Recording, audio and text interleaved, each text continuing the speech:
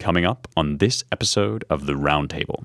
You have majorities now still, even after the election, with the prospect of it actually happening, supporting mass deportation. And this has been a big change over the last 4 years. It's really flipped by 20 or 30 points, this question of, do we have too much immigration or too little? And so it's pretty cynical, I think, and frankly, democratically irresponsible, that is small d, to have an election in which the current status quo was repudiated utterly. The issue was run on by the major candidates. Trump most forcefully arguing for a change of course. The voters seem to have endorsed that change of course. And it's reflected in the exit polls as well. And here you have the Biden administration, introducing a new app in December, maybe less than a month before inauguration of the new administration, to basically throw open the gates. It's irresponsible, cynical, and just downright bad policy. It's hard to explain any explanation other than the Democratic Party seems committed to continuing the implicit policy of recent years, which is to import as many foreigners as possible, then try to get them on a track to some sort of citizenship, or at the very least, have them be your thumb on the scales for the next census, and a shifting of demographic weight in terms of power in the House, the allocation of seats in the House, and the rest.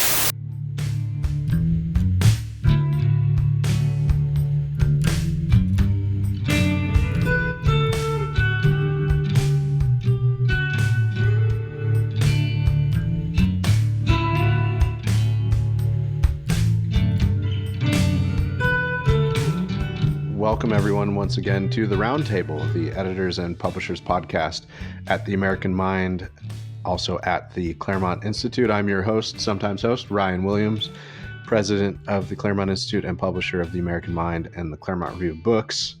We are recording Tuesday before Thanksgiving, so a almost special Thanksgiving edition. I am joined by managing editor Mike Sabo and gobbler-in-chief Spencer Clavin. I have an actual title now, but we must never speak it loud on the podcast. We can't let the people know. It's a running gag that we never actually speak your real title. We wanted to, so we're in the way, everyone knows this, I'm stating the obvious, of course, thematically and temporally, but we're in the waning days of a lame duck Biden presidency, and he's offering some parting gifts to Trump. They're not elephant gifts, they're the gift that keeps on screwing you or giving, with sort of three categories that we wanted to bring up. At least I'm sure there's more to talk about, but on the issues of Ukraine, what I'm calling the reopened border surprise, and the fiscal time bomb. So we start with Ukraine. Yesterday, the New York Times daily podcast, which is worth listening to, I would suggest to a lot of our listeners who want to stay in the loop of what the left's up to and how they're thinking about things. The other one being the NPR daily podcast, and then the Politico morning briefings. The political one's the shortest one. Anyway, if you're really a junkie and you want to stay up on official DC's take on things, listen to those three. It'll probably take you 20, 30, 40 minutes in the morning. It's very valuable. So the New York Times daily podcast yesterday, the headline of which was, or the title of which was, "A Sudden Escalation in Ukraine Before Trump Takes Office." What struck us was the fact that the title suggests it all. It's as if this was a change in the weather, the escalation of the Ukraine conflict. The podcast is useful, though. It sort of summarizes Putin's speech that he gave after launching an ICBM for the first time in this conflict, we think. One of the first real times in a conflict in many, many decades. And it did not have any nuclear warheads on it, but normally basically a multi-reentry vehicle. So it's a warhead that goes very, very, very fast, evades most missile defenses that are currently available to the West or Russia, and deploys multiple warheads when it re-enters the atmosphere and comes down to do damage. It, of course, did not have a nuke on it, thank God, or multiple nukes on it.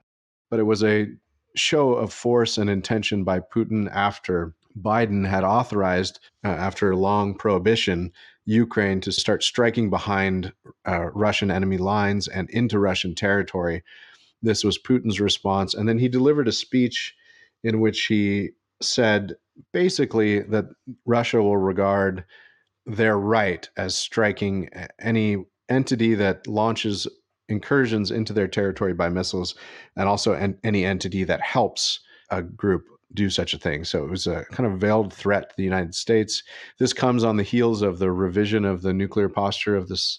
I was going to say the Soviet Union. Sorry, I had a brief neocon moment there of Russia, in which they would regard any power helping another power. So basically, the United States helping Ukraine strike Russian territory as basically the equivalent of the original helping power striking them. So a sort of escalation on both sides. The New York Times Daily podcast treats it mostly as just something that happened and it's very dangerous, and oh my, that's something to regret, completely eliding the fact that this was a direct result of Biden's authorization of new provocations.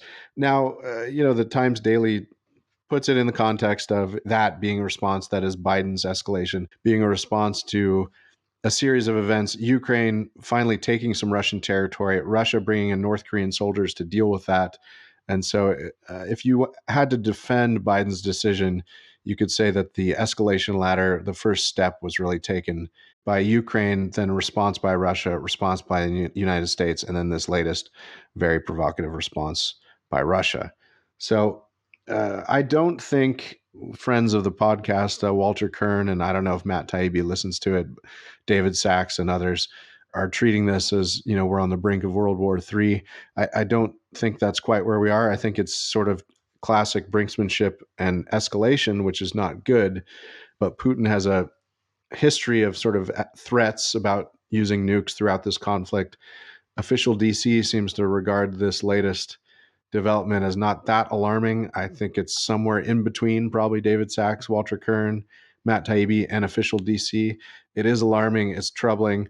And I would just say it's what the Biden administration is. What are they trying to do? I guess if you were to put it charitably, to force Russia to consider more seriously the stakes of their negotiations with the incoming Trump administration, and maybe to improve Ukraine's position. I guess that's how they would defend it. I think if we were to attack it, which is legitimate as well, though Ukraine was not high on the list of exit polling questions for voters who voted for Trump, it's certainly in on everyone's minds, and it's certainly a point of worry for a lot of voters.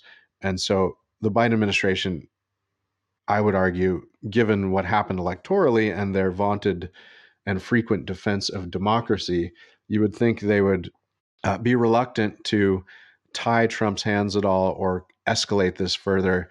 And then there's the entirely separate question, which lingers in all of our minds like a dark cloud, if I can mix those metaphors. Kamala Harris took a week off in Hawaii after her election loss and is now just returning. And in the meantime, the question on all of our minds is who's actually running the US government? I mean, it's probably Biden for 2 or 3 hours a day, but what about the rest of the time? It seems like a bad situation in which to try to poke the Russian bear. Yeah, a lot of these developments that we're going to talk about today fall under the heading, I think, of either Biden or whoever Biden's team is, whoever's running things, trying to make Trump eat as many of the Biden administration's failures politically as possible. A lot of these situations, not just the geopolitical one, but the one at the border that we'll talk about in a bit, have now deteriorated to a point that cleanup in a serious fashion is going to be probably ugly and involve some things that can fittingly be spun as either chaos in the second Trump administration or fascism or excessive violence. I mean, I think that if they have dishonorable goal, it seems to be creating a situation where Trump's agenda is as maximally painful to accomplish as possible.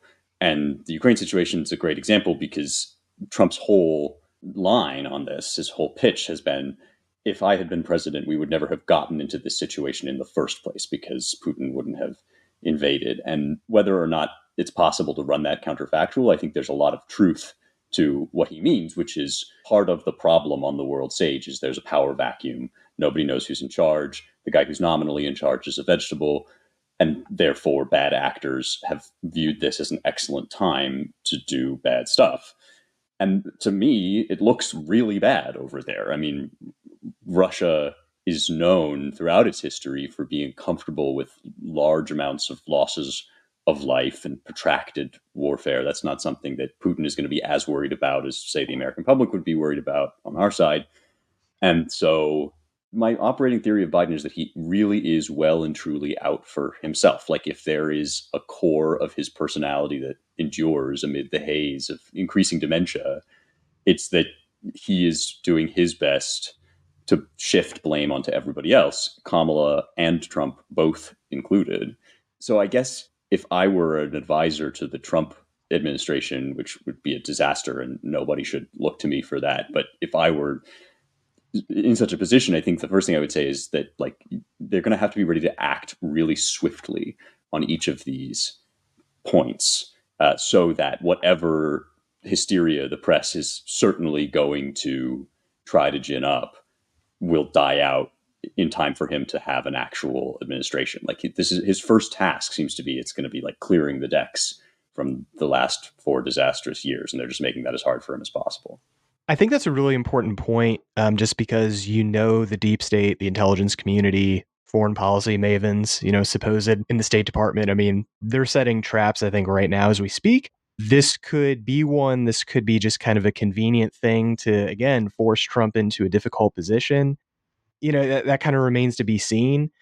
I thought one interesting point from the podcast was, oh, Trump's elected, that means Americans no longer care about Ukraine at all. They don't care about death, dying, war, etc. I mean, which is highly ironic considering Trump ran on, hey, let's end this thing. I mean, JD Vance, look at his position on Ukraine. They want to end this thing as quickly as possible. Another thing too is, I can't remember even, who the reporter was saying Putin's goal is to make a deal. That's his victory. It's not even, taking territory anymore. It's like they're setting it up to where anything that Trump does on the negotiation table, anything that they can do to try to end this, oh, that's going to be tainted. He's Putin's puppet. You can just see the rhetoric and everything being set up already for that. But just apart from that, it's, Russian forces are advancing in Ukraine. Reuters actually from today, they said fastest rate since the 2022 invasion. They said something about they're taking an area half the size of London over the past month. So Putin is making more gains. And look, this needs to be dealt with. I think it's going to be dealt with early, but I think whatever the Biden administration is trying to do, in reality on the surface, I mean, there's always that kind of what's actually going on. What kind of time bombs are they setting for Trump? What are they kind of trying to do to try to derail his administration? So I think that's a big point to think about. And I'm sure Trump's team is getting ready in the NSC and elsewhere to try to handle that. And I hope they get the right people in office to do that. Yeah, it's a team of rivals is not quite the right word. It's not the Lincolnian team of rivals. But incoming National Security Advisor Mike Waltz praised the decision to strike into Russian territory.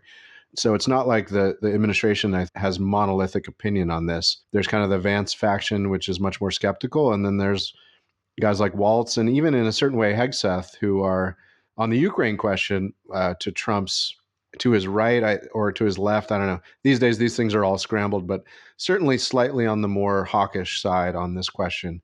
And Trump himself, remember his conduct in certain respects during the last administration. I mean, it was let's not do more foreign wars, let's not get into stupid conflicts.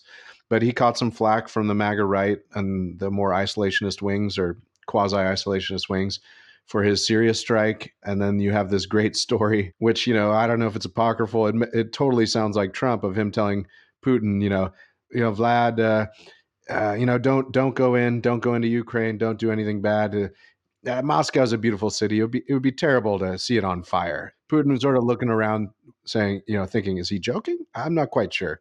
So Trump is really the wild card in this one, and that's, I think, good in a way.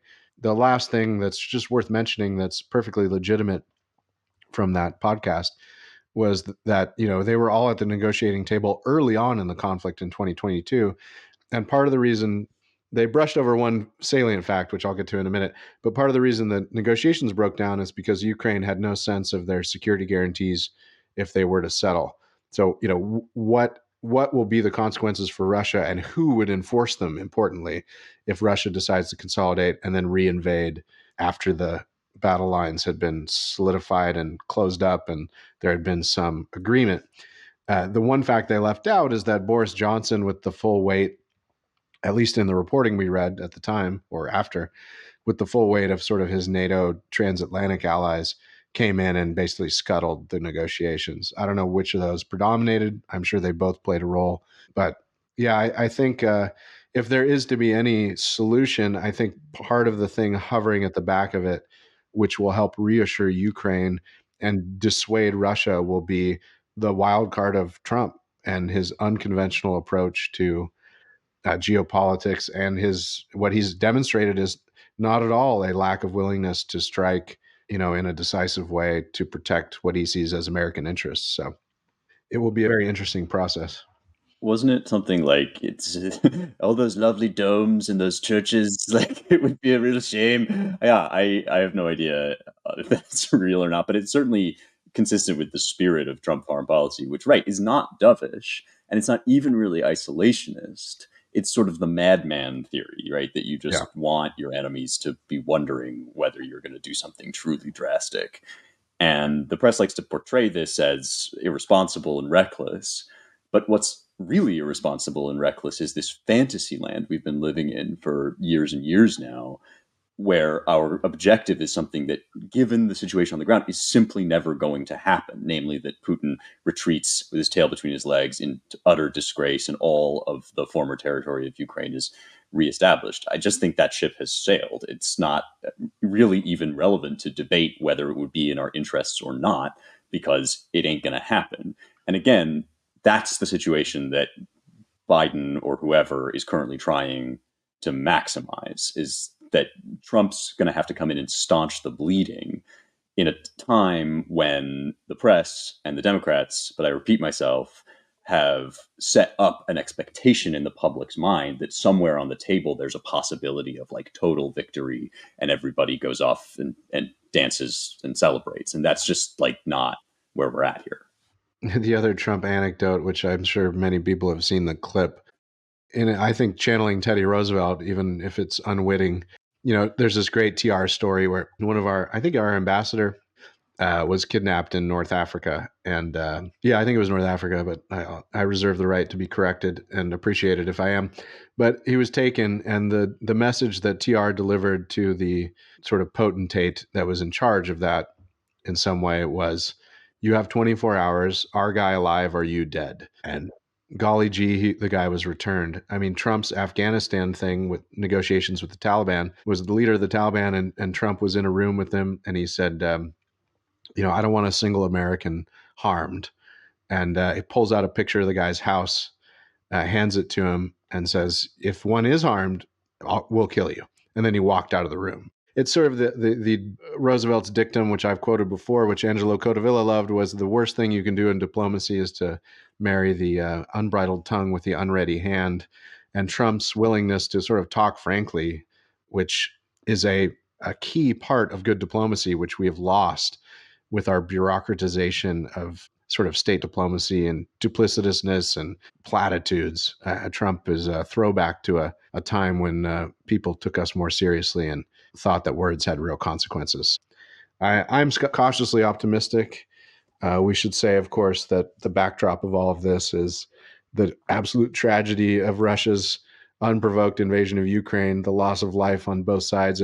You mentioned, Mike, and Spencer too, Russia's willingness to expend the lives of its own citizens. I mean, last I looked, which that podcast highlighted too, the Russians were losing 1,000 men a day in their scramble to get more territory in the east and the Donbass to improve their position. I mean, it's pretty extraordinary, especially in the way we conduct modern war in the West. I mean, that sort of casualty rate would be, I don't know how long the US would tolerate such a body count, unless we were in some real, God forbid, new existential conflict with a peer competitor.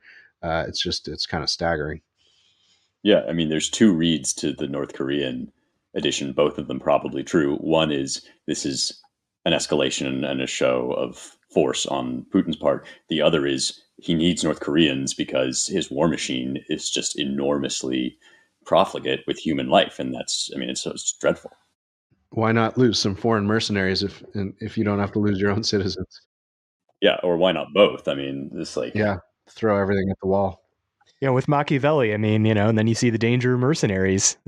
Could go either way, and it gets out of your hands. So that opens up, potentially a new problem for Putin. So he's got to obviously keep that on a short leash. Yeah. Well, I'll watch it and pray for the best outcome possible. The other, so that number two, the reopened border surprise. I just want to read this quick summary from. This is from Fox News. Headline: Biden administration loosens immigration restrictions ahead of second Trump term. Quote, last ditch effort. The Biden administration is loosening some key immigration restrictions ahead of President elect Trump's second term, opening the door for thousands more illegal immigrants to enter the country. Trump has indicated that he could declare a national emergency and use military assets to carry out mass deportations. The Biden administration, however, is taking steps to make Trump's plans for the border more difficult. DHS is launching an ICE portal app in December. So I guess this is another portal app. They had one before that will allow immigrants or migrants to skip their in-person check-ins at an ICE office and instead check in with immigration officials via an app on a phone or computer. According to the New York Post, the app reportedly has severe glitching issues and does not track a migrant's location if he or she is using an Android phone or laptop. Further, the app does not check migrants for past arrests or outstanding warrants and allows them to opt out of or contest government orders to undergo electronic tracking. The Post reported that up to 100,000 migrants will be enrolled in the new program's first wave. This comes after the Biden administration set the record, blah, blah, blah, blah, blah, highest number of illegal immigrants in 2023. So, I mean, just this is another, just the audacity of it. And I think it really shows the cynical lie that was at the heart of the rhetoric out of the Biden administration over the last year as he tried to shore up his reelection prospects and saying, look, we're finally cracking down on the border. We're getting this under control. Kamala had similar talking points when she took over, which is the border's under control, believed by, I think, not many Americans, or at least not a majority of Americans. And, you have an election in which this was one of the top issues. I mean, top three, if not top two. And it's one that comes after a huge shift in public opinion on this question of immigration in general. You have majorities now still, even after the election, with the prospect of it actually happening, supporting mass deportation. And this has been a big change over the last 4 years. It's really flipped by 20 or 30 points, this question of do we have too much immigration or too little? And so it's pretty cynical, I think, and frankly, democratically irresponsible, that is small d, to have an election in which the current status quo was repudiated utterly. The issue was run on by the major candidates. Trump most forcefully arguing for a change of course. The voters seem to have endorsed that change of course, and it's reflected in the exit polls as well. And you have the Biden administration. I'm sorry, introducing a new app in December, maybe less than a month before inauguration of the new administration, to basically throw open the gates. It's irresponsible, cynical, and just downright bad policy. It's hard to explain any explanation other than the Democratic Party seems committed to continuing the implicit policy of recent years, which is to import as many foreigners as possible, then try to get them on a track to some sort of citizenship, or at the very least, have them be your thumb on the scales for the next census, and a shifting of demographic weight in terms of power in the House, the allocation of seats in the House, and the rest. It's just bad on so many levels. Yeah, I think we've come a long way from when George W. Bush won the contested 2000 election. He came into the White House, his staff, they saw all the W's on the keyboards were lifted off. We're not there anymore. Just kind of a parting shot from Gore and from Clinton and all that. And obviously that election was interestingly decided and was very close and everything like that. So we've come a long way from that, though. I mean, this is serious where the will of the people, I mean, is clearly Biden administration, the regime, the uniparty, I mean, they just don't care. They want to keep it going, obviously, through the Trump administration. This is just a preview, I think, of the roadblocks, the kind of unelected bureaucracies, everything that they're going to do to try to stop Tom Homan at ICE and then others from really implementing what the people obviously voted for. I mean, you have a popular majority, a popular vote, actually, too, just not even constitutionally through electoral college, but a popular majority who wants this. You see this in polling after polling after polling, survey after survey. So this is important. It just shows how important that Trump is in there doing these things. It shows still the power of, again, the unelected branches, all the NGOs, nonprofits. You see this especially even in Christian circles. The evangelical immigration table, I think, is one of them. You have them within the Catholic Church too, where they got to keep the spigot open. They have to just keep this going. They have to, it's like almost importing kind of a new people. Like it's the Bill Kristol kind of line. Okay, hate Americans who are here, import new ones. I mean, that's what this is all about at the end of the day. And they have to just keep it going. So again, the Trump administration has to be ready for this. I'm sure they are. I mean, from what I've just been reading and listening to, there sounds like that there's quite a difference in terms of the readiness, preparedness, the kind of people that they have. They know the tricks, they know what's coming, and they just have to be prepared for it. And this is especially one issue that is just so important to the left, that they're really going to come at it with all guns blazing. And it's interesting that, you haven't seen much from the left so far, no riots, no anything like that. But when Trump tries to, through his administration, to really start deportations, to do this stuff, that's when you're going to see it. So I really hope they're ready. I think they are, from what I've been hearing, especially with a guy like JD Vance as vice president too. But I really hope they're ready for the battles that are coming. It's also going to be the first major test of whether the changes in media we saw during this election can stick and endure. I mean, for me, the most important dynamic going forward from what happened in November is that the vice grip of the legacy media was well and truly broken. There's a great piece in the new CRB, which, by the way, is coming into mailboxes very soon, with some election pieces from our top writers. And I want to flag Chris Caldwell's piece on Trump's rhetoric and his use of the media and his communication, his mode of communication. He calls back to that moment in the debate between Kamala and Trump, where, of course, the only thing anybody remembers is Trump said, "They're eating the dogs, they're eating the cats of the people in Springfield." And instantly, this was derided as a total faceplant for Trump, utter failure. Even his allies, I think on this podcast, we were pretty worried about it too. I remember myself thinking, wow, that's a mistake. But what Chris points out is that I think this is the right use of this term, the effectual truth of what was happening in that moment was that Trump was telegraphing his concern for the level of chaos that towns like Springfield were going through. And even though he had picked something kind of out of the meme sphere world, it was a depiction of something that was really real. And he was the only person on screen who cared about it at all. And this is emblematic of how the bag of tricks that the MSNBC and the rest have been relying on just fails in the internet age, and has been failing for a while, but now abjectly fails. That was in the heat of an election. Things get very escalated, and some weird stuff can happen that doesn't necessarily endure. Now we're going to see whether the press has any of its old juice in it, because in the next year, those tents are going to turn back into cages really quick. You're going to suddenly hear about kids in cages. You're going to hear about all the human rights atrocities involved in whatever course of deportation Trump adopts. And the answers are readily available. I mean, Homan had a great line about, are you going to deport families together? Are you going to separate kids?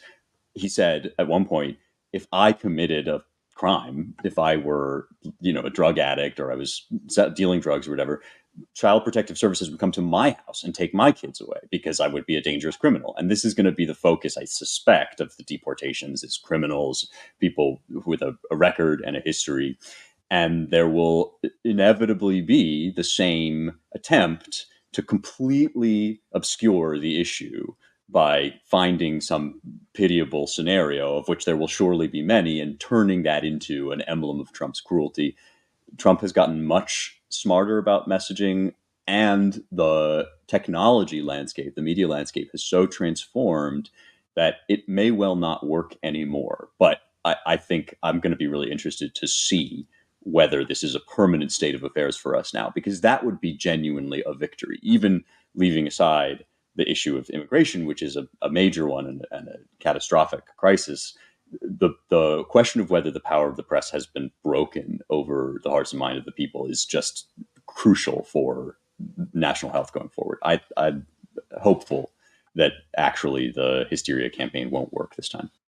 There's also, you get the sense, and we've seen it in the campaign, and I think the election results speak partly about it. The closing argument from Kamala was fascism is returning to America, and it didn't really land. And so you wonder how much this actual pre-freak out will help the Trump team in the sense of this just has diminishing returns. And I think the left and a certain portion of the media, telegraphing this all ahead of time in the most hysterical terms possible, should help. You would hope, especially if it's handled in the right way, in a somewhat orderly fashion, help blunt the effect of the protests. You would hope, as you hope, Spencer, that the sort of solid majority of the electorate were prepared for this. They voted for it, and they'll just have a kind of there they go again attitude to leftist street protests and turn away from it and just ignore it. That would be great and a healthy development, I think. Yeah, and it's both the fact that the people have actually been convinced by how bad it got under Biden, and that finally digital media, renegade non-traditional media, is powerful and widespread enough that it can count basically as the main source of people's information. This is the Musk thing, that you are the media now. Yeah, and you'd hope, there has to be a whole comm strategy too. It's something like a scoreboard of the terrible criminals that have been deported today and what they did, and all that sort of stuff. I think could help blunt a lot of this. One of the last parting gift, although there are others, as I mentioned, which we won't talk about, is this fiscal time bomb that's ticking. Just going to read one more thing for everybody. This is from Forbes. The danger of a debt spiral. Well, actually, I'm diffusing debt bombs. Trump may impact a crisis of investor confidence. As a pro-Bitcoin Trump transition team takes shape and the exchange rate of Bitcoin reaches all-time highs, hold forever, it's easy to get excited for the promise of an administration that is friendly to financial innovation. However, a sober look at the economy of the U.S. will temper any undue exuberance. There's a fiscal storm on the horizon that's projected to make landfall in the first quarter of 2025. The way the new administration and Congress respond will partially determine the policy choices available to transition the U.S. to a more financially innovative and responsible economy after years of stagnation and spending. Ballooning deficits, soaring debt service costs, and an over-reliance on short-term Treasury bills have created a precarious situation. The first major challenge faced by the next administration will be to deal with the fallout. So it's about just the ridiculous amount. I mean, a lot of people have seen the sort of debt and deficit charts, debt being the most important, capturing the long-term debt. We've just had an explosion over the last 5 years, really starting with COVID, but predating COVID a bit too. So it's not just the Biden administration, but the last Trump administration's response that is at fault here, or the culprit here. But the Biden administration sort of put the pedal to the floor on this with its profligacy and has made this problem quite acute. The problem is you have this sort of rolling financing operation going on with the U.S. debt, which is very vulnerable to interest rate spikes. And so they need to, among other things, transition us away from short-term treasuries into longer term to introduce some stability. And they're financing it at a much higher interest rate than they were in 2020, for example. So the debt service is now astronomical. That is how much we're paying in interest just to service our current debt.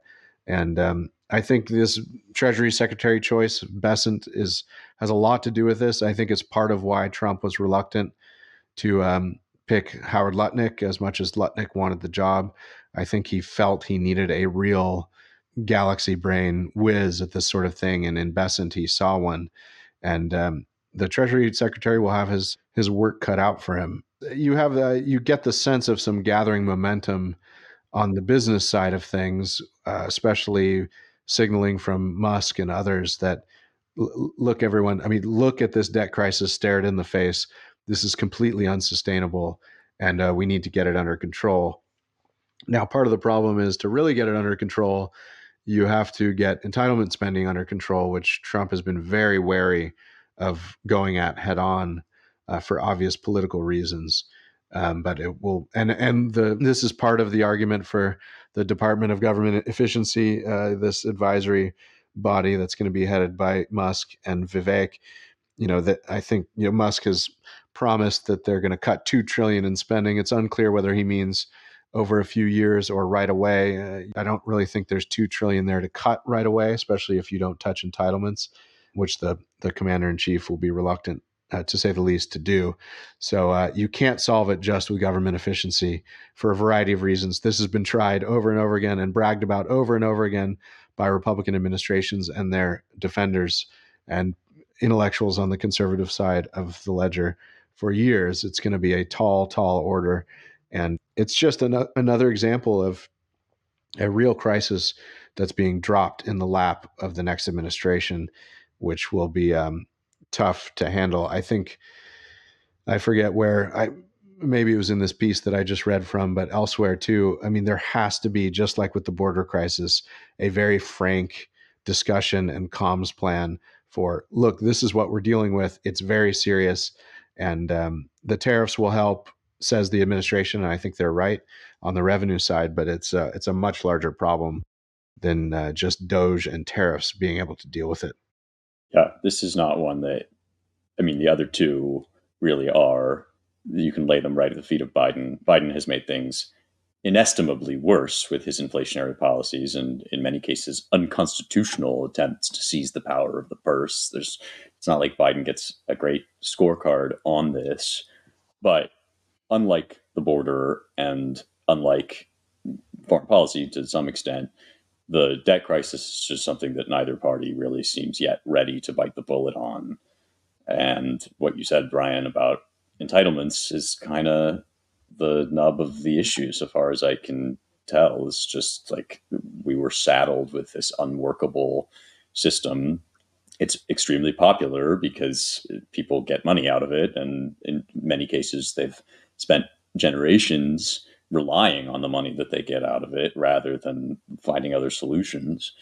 And it will be very, very easy for any measure that anybody takes, Democrat, Republican, whatever, to be painted as killing grandma, as just this cruel act of deprivation and austerity. And I really don't see a way out of this that doesn't involve a certain degree of pain. But with all financial problems, the pain is easier if you take it early on in advance rather than suffer it when it comes due against your will. Yeah, I think we have, like both of you guys have said, I mean, a coming problem, obviously, with all the entitlement programs. I mean, I think by 2035, 2040, things are going to be insolvent. And it's stuff people have been paying into for a very long time. I mean, look at my, payroll check and I see Social Security. Okay. I mean, I'm banking on obviously me not actually getting a dime back because of that. I don't know what's going to replace it. I don't know how they're going to deal with it. But as things get closer, it just becomes an impossible kind of situation. So I understand politically, why Trump did what he did. Obviously, looking back at George W. Bush, I think his second term with, kind of plans of privatizing in a way and some part Social Security. Obviously, that was politically not popular to say the very least. I just say Godspeed and good luck to Trump and his Treasury guy. And well, and then we'll see too what he does with Powell, whether he fires him, before his term ends in 2026, which that would be certainly an interesting move. But they, unlike I think the other two problems, this is a long-standing problem and a problem, admittedly, that they certainly helped, contribute to. whether, political considerations, etc. So I understand that, but at the same time, man, this is it's really kind of like a Gordian knot. I really don't know how you get out of this. I don't know how the United States is going to get out of this without some real hurting in the next 15, 20 years. We'll see what happens. Fortunately, we do have guys who are like JD Vance. I mean, Gen X, kind of older millennials who hopefully have some new ideas about how to fix these things, and guys like Musk and some others. And we're going to need it. We're going to need all the brain power we can, and especially too political courage to be able to get out of this. Because at the same time, I think some of the problems of the Republican Party and conservatives in general was this kind of almost free market kind of fundamentalism where it was all about growth. It was all about kind of charts and not about people's lives. So how do you marry that kind of, MAGA kind of populism, I guess, with, taking this seriously? I think that's going to be the next step for Trump, and then probably for, Vance, when I assume when he runs in 2028 and going forward, is how do you deal with these things? You've got the populist side, which is completely understandable and correct, but with dealing with real issues, the balance sheets, and things are coming due. So I think that's kind of one of the next great problems that Republicans are going to have to deal with. Yeah, you might have a sort of political coalitional fight that's worth having that could help you solve the problem. And you mentioned it, Mike, which is to say you appeal to this emerging pro-Republican alliance between Gen X and their children, the Zoomers, and be frank with them and say, look, unless we deal with this, the boomers are going to be the last generation to get their social security checks. And sorry, boomers, it's time to take some medicine. That's a tough sell politically. By 2028, the boomers who vote much more than any other generation, although Gen X is catching up, are still a powerful political force, and they're not going to want you to place hands on their retirement. Understandably, we should recall that at least in theory and as they were pitched as a matter of the implicit social compact between government and the people, Social Security and Medicare and Medicaid are different animals. Social Security is technically not an entitlement. I mean, it vests after you've paid into it for a certain amount of time. It really is whatever Ponzi scheme it's always been in certain respects. It is not technically an entitlement. I mean, you got to leave aside the sort of disability side of it and all the rest. But it is something that you earn by paying into the system. So it's not a transfer payment purely at all. So it's you kind of have to deal with it differently. Maybe that's one other way to go at it, is that your pitch about Social Security is really to all those generations. And you say you have to go after Medicare and Medicaid, although unfortunately the public seems to lump them all together, especially Medicare for the boomers and Social Security. They sort of view it all as an earned, paid into social insurance plan, whether it be health or income, rather than what Medicare turns out to be, especially treating chronic disease in the last few weeks of life.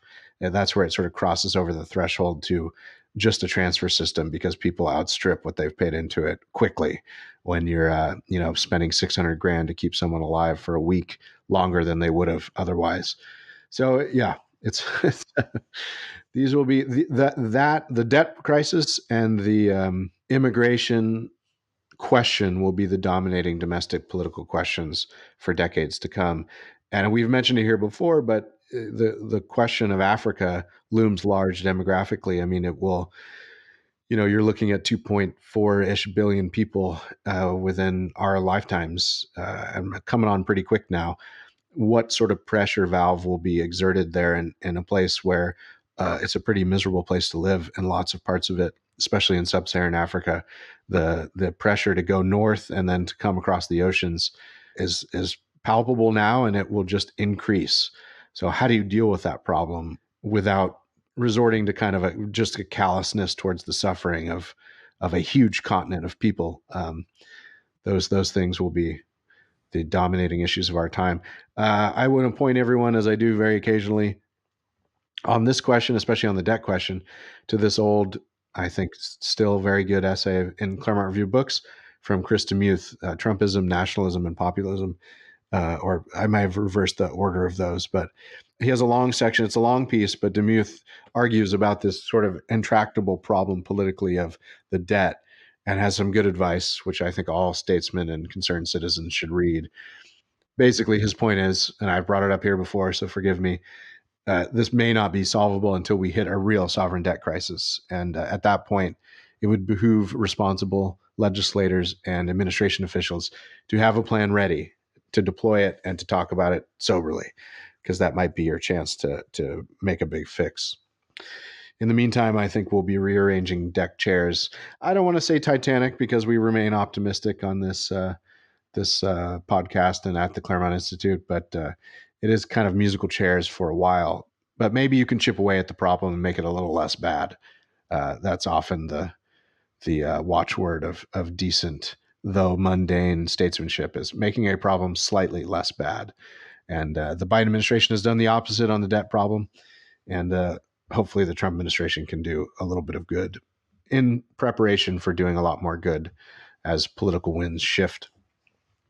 We also wanted to talk about this other podcast, which many of our listeners may know, maybe an uptick in listening to podcasts like these. We were joking before the show that one can learn a lot while taking great glee in listening to postmortems on the Harris campaign.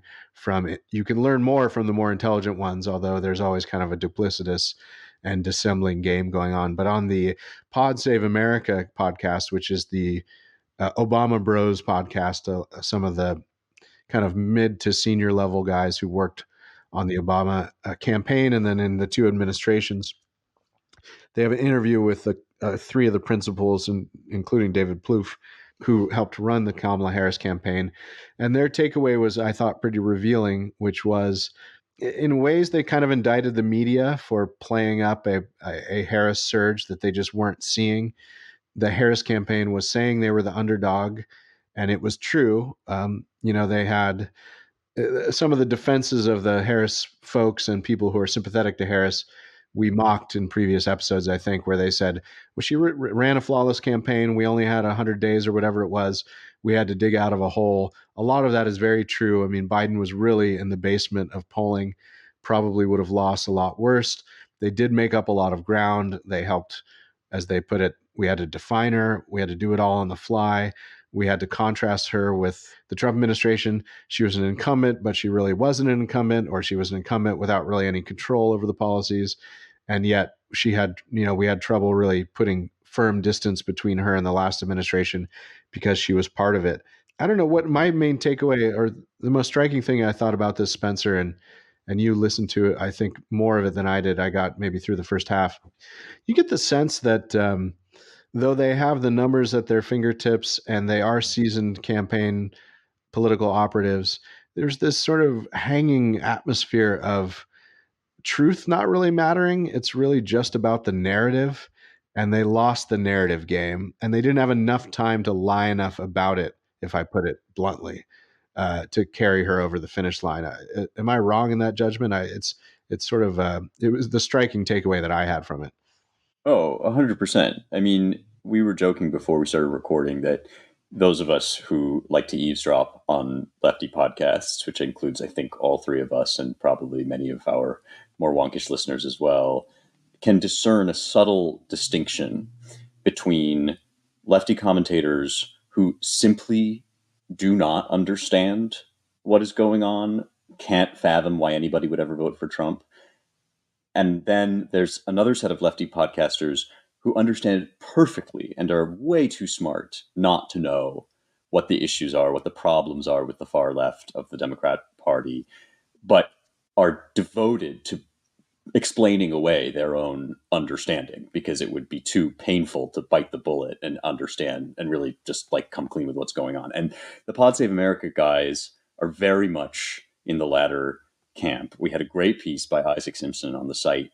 This is on American Mind, saying exactly what you just said, Ryan, which is that they constantly default to talking about messaging without ever asking what the messaging is about. In other words, what are the things that we're actually trying to explain away? And is it possible that some things are simply too real to explain away? And maybe it's actually morally wrong to do some things and not others. None of that really matters. It's much more about whether the thing that we've already decided on can be spun in some way that people will vote for it.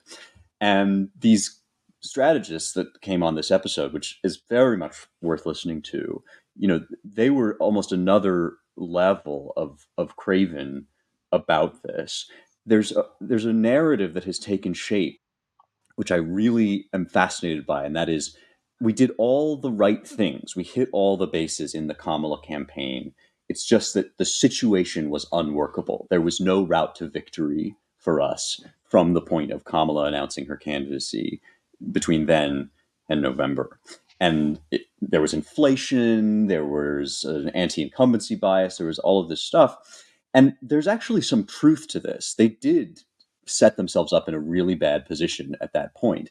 But what nobody ever then says is they were the people that created those circumstances. It's not like Donald Trump sat in a room and crafted some obstacle course that was impossible for the left to jump through. It was leftist policies and the Biden administration that refused to acknowledge Biden's age, that did everything possible to pretend it wasn't happening, then shifted on a dime and expected the public just to continue trusting them when they suddenly admitted that what everybody had known all along was actually true. And all of a sudden it was stupid and you were wrong if you didn't acknowledge Biden's age. And they did all of these things that, yes, reflected very poorly on them and therefore made it really hard, if not impossible, to erase a record of failure and dishonesty.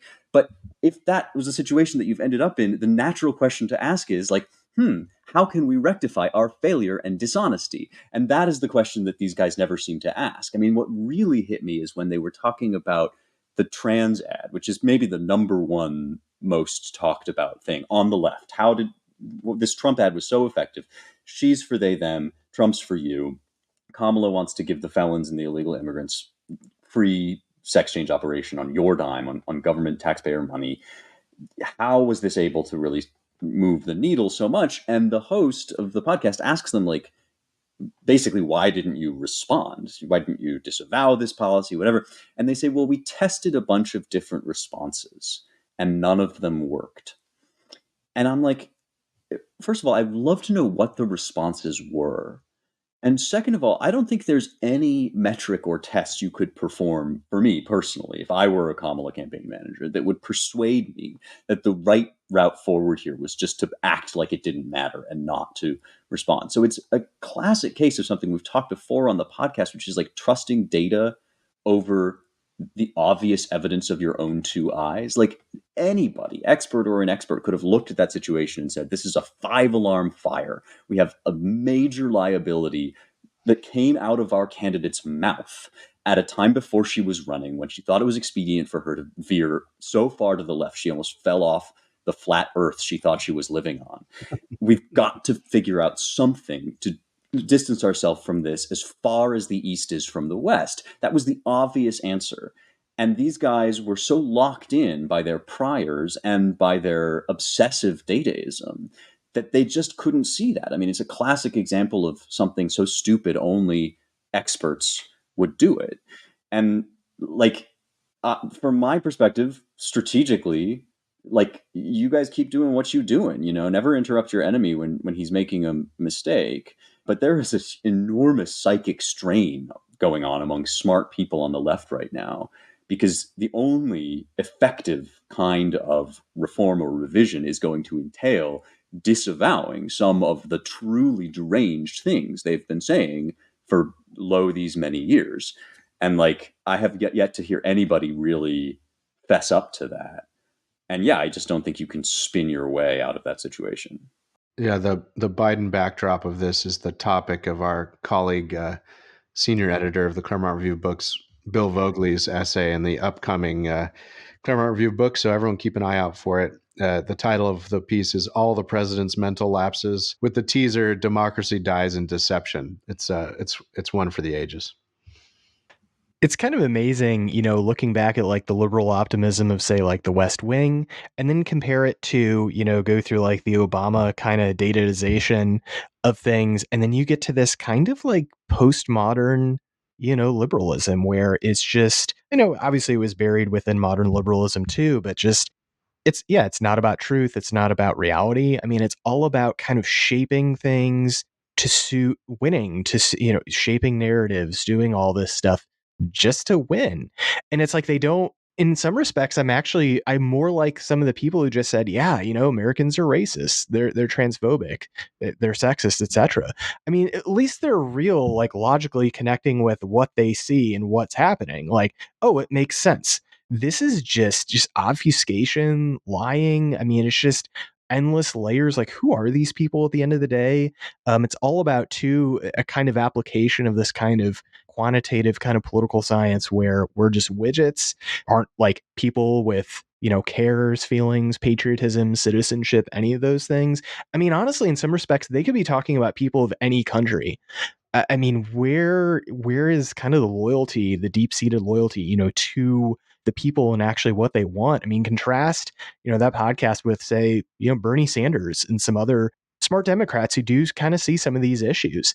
And Sanders kind of going back maybe to talking about, problems of illegal immigration, what he actually used to be talking about, especially on the labor side of things, of maybe tariffs. Obviously, you saw the Biden administration use some of the same economic kind of levers as what the Trump administration started, but you really do see overall a party that is kind of in disarray. It doesn't want to fess up to what the electorate is right now. This kind of permanent majority supposedly that they were going to import, like that's not working right now. But again, in others, I don't want to count them out. They're going to come back strong in the midterms in 2026 and then in 2028. So they're far from being vanquished, but you do just see a party just right now in disarray, not able to see reality. You see people and that are just kind of out for themselves. I mean, this is kind of the soul of the modern Democratic Party, and it's not a good thing to behold. But this is what it is. But it absolutely by no means does not mean that they will not win. At some point in the future they are. I just hope Republicans can take advantage of this and really expand their majority. If they do that, it's really going to be a revolution in a way that the Reagan Revolution, was really misnamed, was not. I mean, it could be the Trump Vance Revolution. So we'll see what happens in the coming years.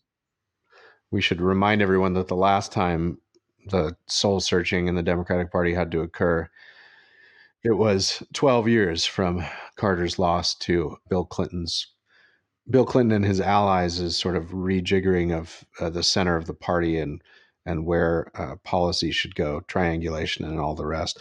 But really, 12 is a little misleading in the sense that you could already argue it was a little longer than that and stretches all the way back to the 70s. And I mean, Nixon, of course, won election and then won re-election in a landslide. And so you had this weird interregnum after his resignation of Ford. And so you could argue it took more than 12 years for the Democratic Party to ditch the old left and to recalibrate.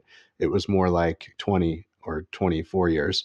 So we'll see. I just, on our topic of maybe people being a little more sober and less hysterical about the implementation of Trump policies, this might be one data point in favor of them having some time to carry out their election promises and deliver on them. I just got this over the transom this morning. I just noticed it from one of these email newsletters. This one from Sarah Carter and her website. CNN and MSNBC just got beaten in the ratings by ... the Hallmark Channel. So that might, that sort of thing might help. We should get down to our closing remarks on this episode. So it is Thanksgiving week, so we wanted to just take a little bit of time. I'm going to start by reading the meat of a very short but wonderful, the OG Thanksgiving proclamation from President George Washington in 1789. And then Spencer and Mike and I will talk a little bit about what we're up to this week, what we'll be enjoying, and hopefully people can enjoy that and maybe even get some ideas for some delicious things and traditions. But this is Washington after sort of clearing his throat in a way, rhetorically in print, to talk about why we have the duty to recognize this sort of thing and give thanks. And Congress set this up, and then the two paragraphs that are the meat of the Thanksgiving proclamation. Now, therefore, I do recommend and assign Thursday, the 26th day of November, Next, to be devoted by the people of these states to the service of that great and glorious being who is the beneficent author of all the good that was, that is, or that will be, that we may then all unite in rendering unto him our sincere and humble thanks for his kind care and protection of the people of this country previous to their becoming a nation, for the signal and manifold mercies and the favorable interpositions of his providence, which we experienced in the course and conclusion of the late war, for the great degree of tranquility, union, and plenty which we have since enjoyed, for the peaceable and rational manner in which we have been enabled to establish constitutions of government for our safety and happiness, and particularly the national one now lately instituted, that is the Constitution, for the civil and religious liberty with which we are blessed, and the means we have of acquiring and diffusing useful knowledge, and in general for all the great and various favors which he hath been pleased to confer upon us, and also that we may then unite in most humbly offering our prayers and supplications to the great Lord and ruler of nations, and beseech him to pardon our national and other transgressions, to enable us all, whether in public or private stations, to perform our several and relative duties properly and punctually, to render our national government a blessing to all the people by constantly being a government of wise, just, and constitutional laws, discreetly and faithfully executed and obeyed, to protect and guide all sovereigns and nations, especially such as have shown kindness unto us, thank you, France, and to bless them with good government, peace, and concord, to promote the knowledge and practice of true religion and virtue, and the increase of science among them and us, and generally to grant unto all mankind such a degree of temporal prosperity as he alone knows to be best. Like a lot of founding documents, it's short and beautiful and lays out in a way the sketch of responsible, just, and constitutional government. And I think it should still be our sketch of what government ought to do, especially at the national level, and the ends and goals of government. And we've strayed a long way from it, and we're all working to try to get ourselves back to it. And it's in many ways a kind of a riff on our mission statement at the Claremont Institute to restore the principles of the founding to their rightful and preeminent authority in our national life. You have a bit of a reflection here and embellishment by George Washington on what those principles mean and what great goods they ought to confer on a great people. So reread it every year. I encourage you. Lincoln's Thanksgiving Proclamation is pretty great too. Easy to find on the internet. Have your kids read it and remind them that what we're all here to do and what our government is here to do is can be high and noble things, and we ought to remind ourselves of that. So Thanksgiving traditions. This year for us, it's mostly a friends thing, friendsgiving. We're not traveling to family, although my sister-in-law who lives in Dallas will come out here to Keller, and we'll nothing fancy on the food front. I recommend everyone that you should cut the back out of your turkey and spatchcock it. It cooks a lot faster. You can't put the stuffing in it, and that's a shame. But really, it's really tricky to cook a bird enough where the stuffing that's inside the cavity is safe to eat without drying it out and overcooking it. So I'm sort of anti-dressing in that old sense, or anti-stuffing. Yeah, spatchcock your bird. It cooks more quickly, and your breast gets done a lot closer to your thighs, to dark meat. So it's delicious. We've got a pancetta and leek stuffing, some roasted potatoes instead of mashed, much to the chagrin of my children. We've got some non-dairy people coming, so we're doing the crispy chicken fat potatoes, which will be delicious in their own way. Not mashed, gravy. 3 pies, which I'm quite proud of. So what do we got? It's a cranberry tart, the classic pumpkin pie. Although I have argued and will continue to argue that the superior pie that tastes exactly like a pumpkin pie with a little bit better consistency and depth of flavor is a sweet potato pie, which you season just like a pumpkin pie. And then the Williams family tradition of long-standing a chocolate chip pie, which is basically egg yolks, sugar, melted chocolate, a little bit of vanilla, in kind of a custard, and folded in egg whites folded in into a kind of a custard. You don't cook it, so squeamish folks about raw eggs, maybe not your cup of tea, but you put it in a graham cracker crust, put it in the fridge overnight, and try not to eat too much of it because it is quite rich. But it's one of those pies that's even better the day after Thanksgiving for breakfast with coffee. So we've got some old friends coming up from Austin. My good friend Mike, who just started teaching political philosophy at UATX after bouncing around a couple of visiting assistant professorships in South Carolina and Arizona. So they're hoping to build something a little more permanent there. His reports from UATX are the first class is going well. Interesting kids, innovative approach, and then our old friend Dave Raboy is coming out from Florida. We're looking forward to it. We'll travel to Florida for Christmas, but for now we're just sticking around at home, which we prefer more than anything because many of our podcast listeners may know. I've heard this long ago. My wife used to cook professionally for a living, so we prefer to be at our own kitchen with our well provisioned equipment, so we can do the best work that we can do. Yeah, the foregoing monologue should give our listeners some indication of what keeping things simple at the Williams household means when it comes to food preparation. That sounds incredible. That Washington Proclamation, I've heard it said in some circles, not ours, that Washington, unlike some of the other founders, Jefferson, Hamilton, Madison, Washington was more a man of deeds than of words. And in some respects, I suppose that's true. But when it's said as a slight on his education or his prose style, I just think it's utterly wrong, as that proclamation and other writings by Washington show, notably his farewell address. The man had as firm a command of the English language as any of us could hope to achieve, in addition to being noble in his sentiments. It's just a beautiful, beautiful piece of writing, and it lands the first Thanksgiving squarely on my birthday, November 26th. So that makes it extra exciting.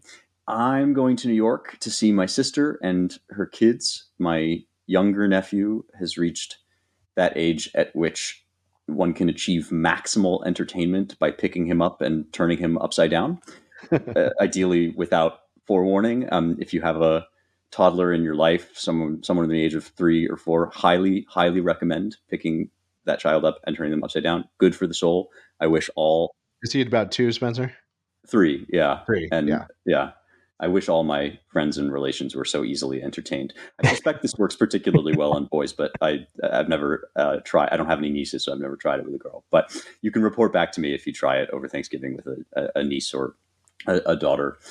In any case, older nephew getting into coding with me. We've been learning to code, actually taking the advice that journalists get regularly on the internet. So that's been really fun. And my parents will come out as well to see us. Our Thanksgiving dinner is pretty standard. We do have the all important marshmallows in the sweet potatoes, which is Grandma Clavin recipe, God rest her soul.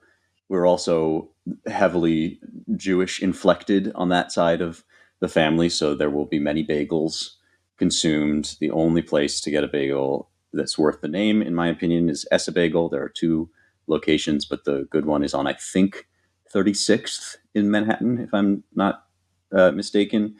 And to cite Grandma Clavin once again, it's the water. It's the water in the Hudson River that makes them so good. It comes pre-marinated with all sorts of delicious flavors that I'm sure are not RFK Jr. approved, but what the hell? It's Thanksgiving. Yeah, it's just been like a pretty wild year for all of us, I think. And one thing that has struck me in my own personal rifling through the archives, I like this time of year not only to read that Washington Proclamation, but also to read a few passages from William Bradford's Annals of Plymouth Plantation, where he tells the story of the Pilgrims fleeing religious persecution, first to the Netherlands and then ending up on the shores of America. And just his description of the way they fell to their knees and thanked God for safe passage after arriving through really a nightmare journey across the ocean is enough to remind you that there's always been in this country from the very beginning a spirit of thanksgiving for near run things. There's that quote. I don't think Clausewitz actually, or Bismarck, Otto von Bismarck actually said this, but that there's a special providence that protects children, drunkards, idiots in the United States of America. And you read a lot of the best Thanksgiving literature right after an experience that, by all accounts, should have been the end of us. The journey of the Pilgrims, the founding, the revolution, the founding of the country, our survival of the Civil War, and our ability to resolve those disputes. And I'm not saying that we've lived through anything like that kind of danger, but we did just see not one but two near misses on a political assassination attempt that would have sent us, I think, hurled us really into a much darker timeline. And so, in addition to all the personal blessings, I'm going to be giving a lot of thanks for that hand of providence that seems to constantly be turning us just barely aside from a much darker walk. Amen. Yes, agreed. Amen. For my family, we are on Thanksgiving Day. We're just going to be staying here, especially with our second Nathaniel. He was just came home from the NICU. It's only been really 3 weeks, I think now. So we are just staying here. I think we're just going to have the usual fixings, turkey.